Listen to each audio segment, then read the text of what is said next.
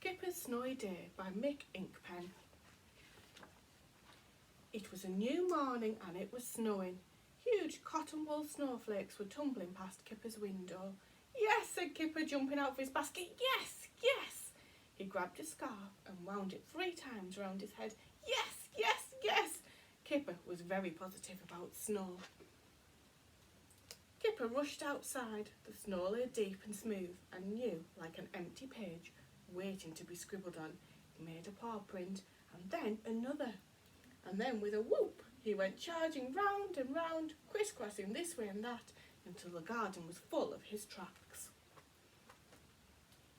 Kipper stopped to catch his breath, letting the swirling snowflakes melt on his tongue. Then he fell backwards into the snow and lay there panting. When he stood up, he found that he had made a perfect Kipper-shaped hole. He tried again, then he tried a different shape and another. "I bet Tiger has thought of this," he said, and ran off to find his best friend.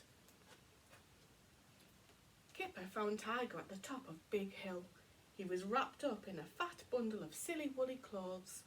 Kipper plopped a friendly snowball on top of his head. "Hello," said Tiger. Tiger pointed up at the sky. A watery sun was seeping through the grey clouds. "It won't last," he said. "It'll all be gone by tomorrow. There's a warm wind coming." Tiger was like that. He knew things. But this was not at all what Kipper wanted to hear, so he started throwing snowballs at his friend. Tiger was very easy to hit because the silly woolly clothes were wrapped so tightly around him that he could hardly move, and his own snowballs stuck like little pom-poms to the silly woolly gloves. "Look at my new game," said Kipper, falling backwards into the snow. "You get up very carefully, and there you are." And there he was, or at least the shape of him. Tiger stretched out his arms and fell backwards with a soft woolly crump. But when he tried to get up, he could not. He was too round. He just lay there waving his arms and legs like a beetle on his back. Tiger heaved himself over onto his tummy, but rolled too far and found himself on his back again. He tried again. The same thing happened. Snow began to stick in thick lumps to the silly woolly clothes. Crossly he heaved himself over once more, but this time he rolled over twice, 3 times, 4 times.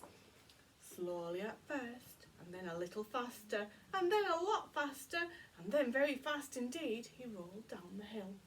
And as he went, the silly woolly clothes picked up more and more snow, so that by the time he reached the bottom, he had changed from a small dog into a giant snowball. The giant snowball fell to pieces.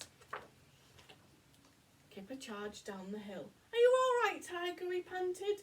Tiger pulled off his silly woolly hat. A big grin spread across his face. "Again," he said. So that was what they did all day long, taking turns to wear the silly woolly clothes.